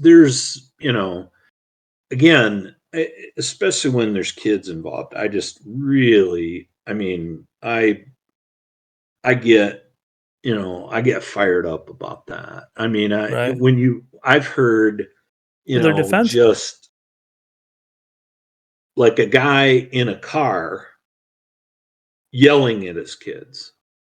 Well, that happens, but not calling them a GDSOB Right. to a 6-year-old kid.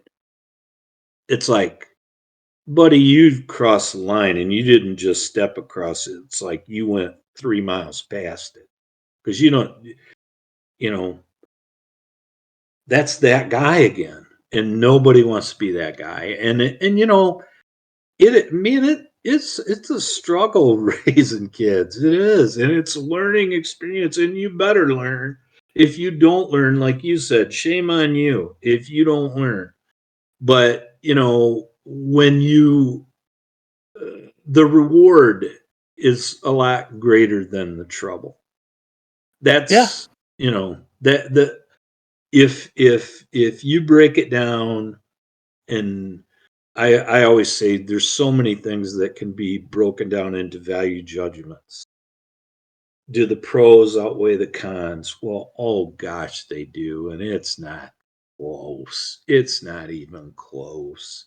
You know, um, so when I see somebody just like being mean and talking to a kid like he's a 25-year-old, not a 7-year-old, Well, and the that's just I don't have a lot of patience for that. And like I said, it embarrasses me being in the area. That's I why if I I hear it, I walk can feel away. myself pump up. Like I wanna kick the shit out of that person. Like, I can feel the adrenaline start moving through my body if I hear something like that with a Yeah, defenseless and kid. But that's the why I walked away, man. That's why I the walked away. the tragedy in that, especially being like, if it's a grandpa or parent or an uncle or whatever, is the potential future lives lost over something that they don't understand the meaning of. Like I think a large part of people don't really understand how far their actions carry through people's memories, because it's like that kid might be drinking at a party and he can't call his parents, but you right? might be the person he calls so that he doesn't drive drunk. Well, you're never going to be that guy after that. Not if he remembers it, because he knows that you're going to chastise him.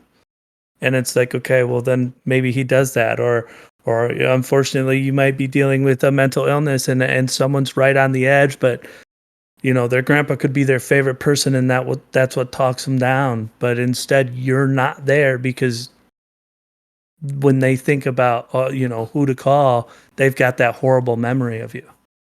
And Hey, it's like man, I don't think people remember that stuff that I'm like the not kids do. perfect, never been, but you know what? It's like I always say about my grandkids, all of them. You know, right now, Grandpa's pretty cool, Yeah. and they like seeing me. They like coming out here to our place out in the country. They like doing that. Well, I'm not naive enough to think that it's always going to be like that. I I've hope thought they. about that because you've I said hope. that. I I hope don't they. necessarily agree.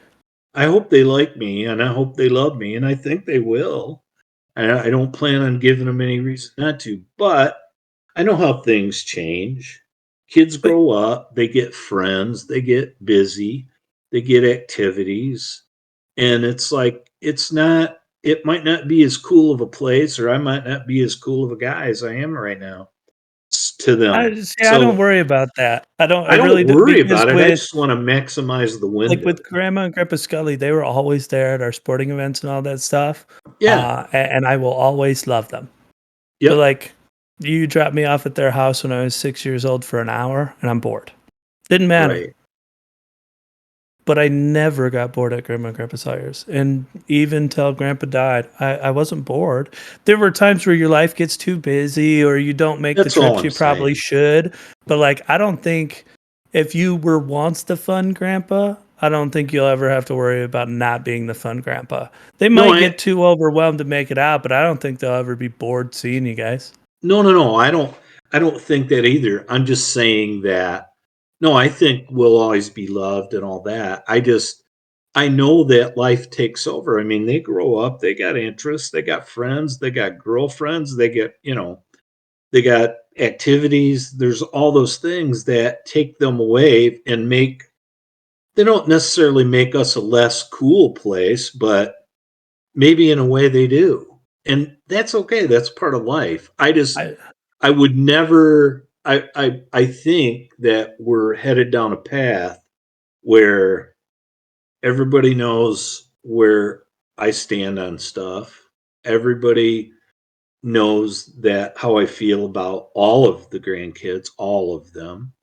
And you know, I think like I said, it's nice being a cool grandpa. I like I it. just hope And we're all able to relate to our kids. I mean, yeah, that's the that thing it's I a worry big about, is it's a because where the challenge, man. world's heading today, and like It's a the challenge. way I not just with the gun violence in schools and stuff, but like the pronouns and the gender stuff and the sexuality, and it's like I'm gonna always be do my best to be an understanding parent, and there are certain things that based on my beliefs, I think we can work through and be understanding, and other things where I think you might need to see someone and get some help. But it just, I hope that we don't get in such a diluted, or I guess more polluted, era in time, that like I can no longer relate to my kids, because it's some of the shit you see out there today, whether it's social media or out in public or on the news. It's so far out there, you almost can't wrap your head around it. And it's like the hope I have is that I can instill such core values, that there's at least some common ground, and we don't get so disconnected because I just can't understand where they're coming from. The That's comfort my the fear. comfort in this, for you and anybody else should be that people in the day and time of William Shakespeare, parents felt that way. They did. Abraham Lincoln penned a letter which it's remarkable. I was trying to look it up the other day. I used to have a hard copy of it, and it used to be up on the wall in my office. And it talked about, children today. And it's like you would have thought that somebody wrote it yesterday, but it was in 1850, you know. And so the things that you worry about parents, and I know obviously technology changes and things like that, but a lot of the things that you worry about today as a parent are, they're just similar issues, even though they might not be the exact same thing that people worried about 200 years ago. Yeah, But different subject, but rinse and repeat. yeah, there you go. But so I am in changing the subject. Yeah, we I got am called. playing golf with your brother and two of his associates from Michigan Cat. Next weekend, we're playing Sunday, or this coming weekend. We're playing Sunday at the Links of Novi, which is actually kind of a nice track. Um, and I'm looking forward to it. I played 3 times earlier this year, and they were all like within 2 weeks, and I haven't played since. It'll be But I'm nice and looking for, rested. yeah, yeah. I got to loosen up, man. I do. I have to People have at been least go telling out you and that for swing a years. club. But yeah, so I'm playing, and I know you guys have played a little golf, and I know we got something like tentative for the 25th. I didn't know which day it was. I know we're supposed to golf that weekend. You, Jacob, Melissa, and I. But I didn't know which day it was or if there was a tee time set yet. He talked about the 25th, after the fiasco with the 18th, which So I funny. just find Such an hilarious. airhead. I know. And he's the one who bitches about communication and schedule. Yes. But Yeah, we yeah, just don't communicate that much because we I don't know. make that many mistakes. I think well, you know what? It could be either day, and it doesn't matter to me which day it is. I don't know if it matters to you guys because Melissa's work schedule, but um, yeah, he has said to me there's a bunch of courses close to him, like within 10-15 minutes of him, and some of them even closer than that. The one he had mentioned to me is probably 5 minutes from his house, and I haven't played it, so yeah, I'll play. I can't I'll remember which play. one he said. What? I can't remember which golf course he I don't know. said. It's west of Pinckney. It's on M36. And that's the one he and I were at. He had asked me if I wanted to play that a while ago, just during a weekday. But then with your mom's schedule changing because of Grandma and Grandpa Scully, she couldn't watch the kids. We Rush haven't been able Lake? to watch their kids in a month. Yeah. Because of your mom's I obligations feel so there. bad for them. Well, Oh, the mooches. My God. He makes good money. She makes decent money. And they got both families helping them out all the time. I I know. think they can handle you not being around for a month. Well, they're going to have to because that's how it is, It just And blows my again, mind. Like, we legitimately, and I know my working circumstances changed, but like, even when I was like having to drive all the time, so I was away from the house, like we got you guys sometimes every third weekend, but we had Melissa's mom on Fridays during the day, and then we picked up the kids usually by between like 4 and 6. But like we had them one day, and it's just like, man, there is I don't know. There's just if I had that much help, I don't even think I'd know what to do with it. I feel like you guys would be bored because we had too many hands. well, we love seeing your boys, Oh and yeah, and we and live I'm not far kidding, away. man. They're again, Juliana and Jackson are no trouble, but they're no trouble. They really aren't. We had the four of them one day, and it was like I was amazed. I thought I was going to be like blah, blah, blah, blah, blah, by the end of the day, and it wasn't like that at all. It's weird. Jackson and Jameson really get along. and they actually will share toys and stuff. And Juliana and JJ, they test one another. Um, Not in a bad way, but they do test one another. And Yeah. but when we have the boys for the weekend, it's like I it is so cool because like I try to include JJ in doing stuff, when I'm out doing stuff in the He yard or loves to whatever. be a helper. He's all in. He is all in. And he's a great helper. I got to get him some little guy gloves. Yeah. Yeah, I got to get him some little guy gloves.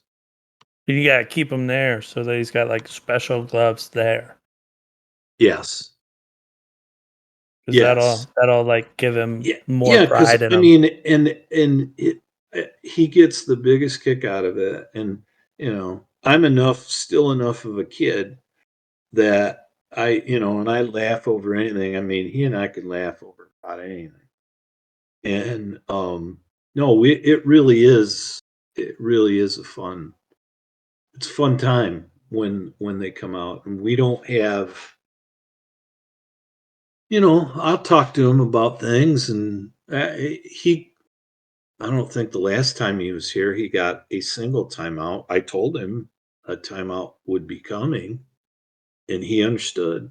And but yeah, he just loves to be outside, and he loves to, I mean, we could be picking up blades of grass, and if I gave him a bucket and say, pick up as many blades of grass as you can, I mean, he'll be, is this good, Grandpa? Is this good, Grandpa? He's all in. So, Oh, he goes around the house and like will pick up anything that could possibly be thrown away and ask about it. He loves to help oh, nonstop. yeah. I mean, like I remember being called a good helper when I was younger. There's no way I was like this. This kid, I think the OCD in him drives him to like, he not only wants to help you and he wants the attention, but he likes things being put in the proper place.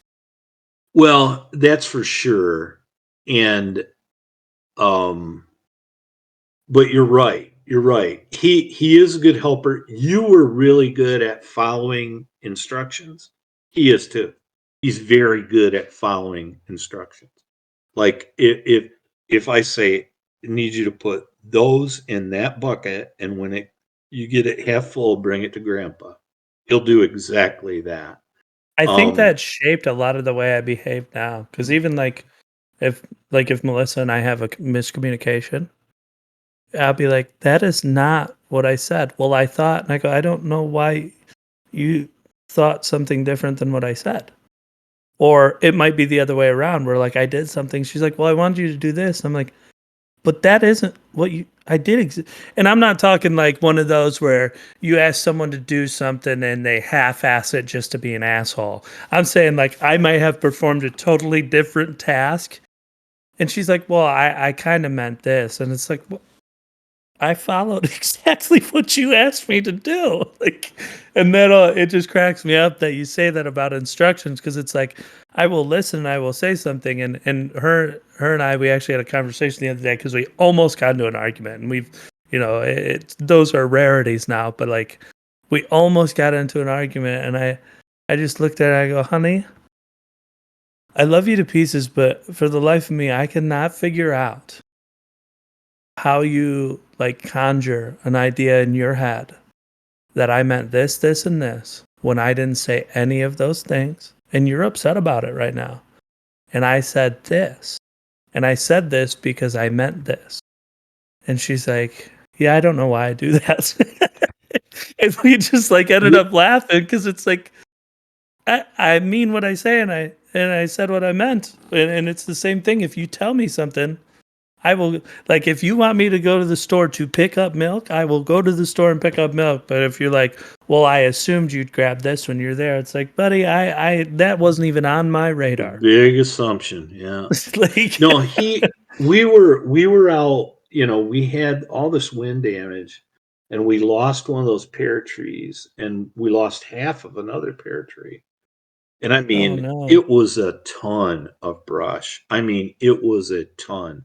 That little trailer that I just rebuilt, Yeah. I hauled 11 loads of brush. Now, those aren't till it was falling off, but those are good loads of brush. And JJ helped me haul several of them. But the branches, they just like the tree just fell over on one of them, and then the other one it just split in half. And so the branches are like really dense. There's a bazillion of them. It's almost like a bush inside that tree. And I had gone out there and I was cutting the pieces up because I knew he was going to be out here to help me. And I didn't want to, have such big pieces he couldn't handle. So I literally was out there and I was cutting them up and I had a chainsaw and this was before he got here. And I waited until he got here and I had cut a bunch of pieces up and he was out there helping me and we had the quad and we had the trailer and he's out there and I'm saying, okay, well, I'm going to pick this one up. And then he'd try to pick one up and it'd be too big. And I'd go, well, why don't you get this one? And I'd hand him a littler one and I'd say, that this one's perfect. And he'd grab it and he'd put it on the trailer. Well, then after that, when he figured that out, he was picking out the littler ones. And he would, every time he'd throw one on the trailer, he'd go, this one's perfect. And he'd put it on the That's trailer. awesome. It was pretty cool. It He'll was do that with things when we're loading up the car, and he'll go, "Daddy, this one's too heavy for JJ," and he'll like hand me like a bag that's heavy or like the handle of it because he wants to like he's gonna be upset if you make him go empty handed. right, right. No, he was like there was on occasion. Again, I cut up a bunch of them, and I even brought after he was helping me, I went and got the pruners, and I was cutting them down smaller so he could grab more of them. He could handle more of them. But even then, once in a while, he'd pick one up that was he knew he couldn't do it, and he wouldn't drop it. He'd just say, "Grandpa," and I take it because it was it was it was bigger than him. But yeah, he's like, that's perfect, and he kept and then that thing with the hummingbird, that was pretty awesome. That was pretty awesome because I love those things anyway, and I'm So fascinated by cool. them, and we have them out here, and I don't know why because I don't put out those feeders, and I've always wanted to. Could have something to do with Phil Malley having bees. I don't know. But, you know, he when that hummingbird encounter, he remembered that. And he You know, was go ahead. no, I Melissa had told me. Melissa asked me, like out of the blue, she goes, "Was there something about a hummingbird that happened at your house?" And it's like, "Oh yeah, that was a big deal." And he had brought it up. I hadn't told you guys about that, and he had brought it up. That's pretty good for not Oh even yeah. 3. Oh yeah, and he'll say stuff like he'll come home and he'll go, "I spent weekend with grandma, grandpa, and Max." And we'll go, "Yep." And Yep, he'll go, "Not Maggie, Maggie in heaven." And we'll go, "That's Maggie's in right, heaven. buddy." Yeah, And he'll go, "And four-wheeler and wagon and fire." And like he'll just start like naming things that he remembers. yeah, And so I definitely think that's good. But what I was going to say when you were talking about the hummingbird is like, we all have those moments where, it's like a blank moment or not even a moment. It's a topic or a subject where like you just didn't put two and two together and you don't know why. And the silliest one that I can think of that I've done, just off the top of my head, is like Big Boy. We went to Big Boy all the time, as a kid, and I've been there not always, but I've been there enough times to obviously know the restaurants. Um, and I mean, I was just like driving one day, and like I saw the guy, and I was like, oh, like it's a Big Boy, And I just had never thought about it, right? Like one of those dumb moments. And Melissa and I were talking about hummingbirds, and this was a couple years ago, and she's like, "Do they have feet?" And I was like, "Do you think they never land?" I don't, because like their wings go like a million miles an hour. She just thought they were either like a loaf on the ground or or just hovering at a million miles an hour. And it's like, what do you don't think they have feet? Like I just thought that was one of the funniest like That's funny. ideas where it's No, just that's like, funny. what? It was so weird. Last year, there was a blue one that got in the garage when I had the garage door open. And I mean, I tried for an hour to help it get out. And I finally just gave up because there was nothing I could do. And, I waited for, I don't know, I came in something, and then a couple hours later I went out there and it was gone. It got out. I mean, the garage door was open, but it was flying around the rafters and it was blue. It was just this beautiful blue color. And it was in the garage for, gosh, I think a couple hours. Like I said, I tried for a long time to get it out. Again, we have them and I don't know why, but I was standing on the porch last year and one did what it did to JJ, to me. I mean, JJ was on the edge of the deck, and that thing came right up to him. And I mean, it was within a couple feet. And again, you hear him. It's like, whoa, you know. Right. And JJ like looked at me, and then it flew away. Well, that one last year on the porch, it came up and it didn't touch my face. It touched my shoulder. And I just froze. I mean, because it hovered right in front of me for a while, like that one did to JJ, and then it touched my shoulder and then flew away. That's And awesome. that one with him, it didn't touch him, but it was pretty darn close. And man, he was all in.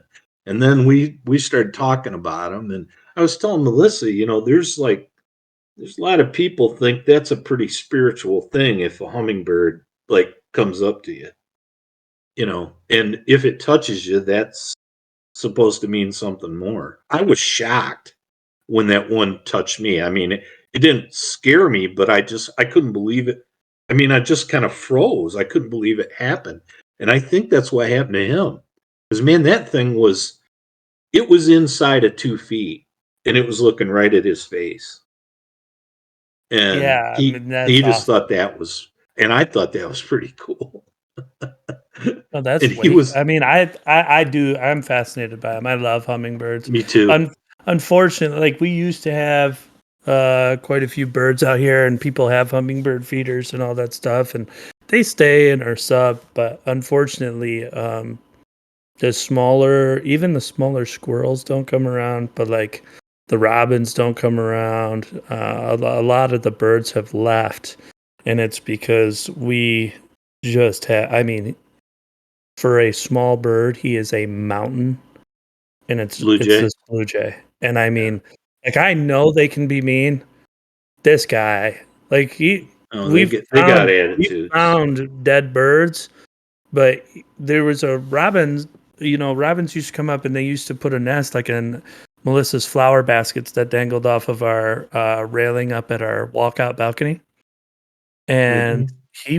he went up there and crunched the eggs and dropped them on the pavement. And I mean, like and when another bird flies around, he takes it out of the air. Like he comes up and he sits on an eaves trough right over, um, right over like JJ's bedroom window, and he will just sit up there and chill all day.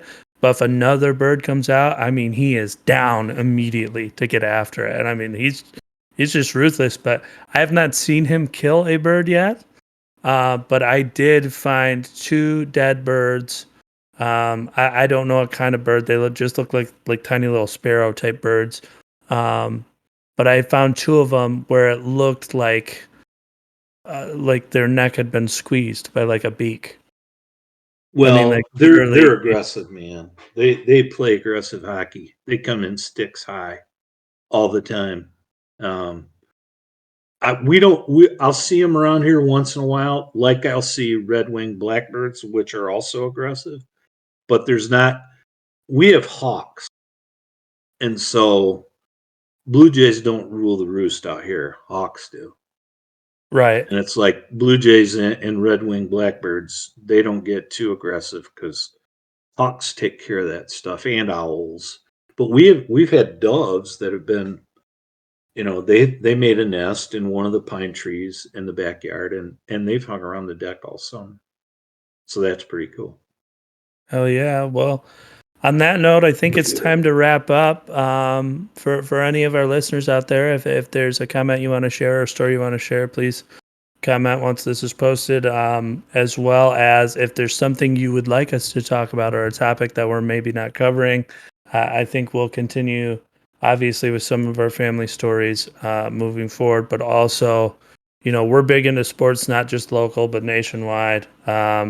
As well as when we like when we play golf together, and any funny stories that kind of come up along the way we'll spiral into.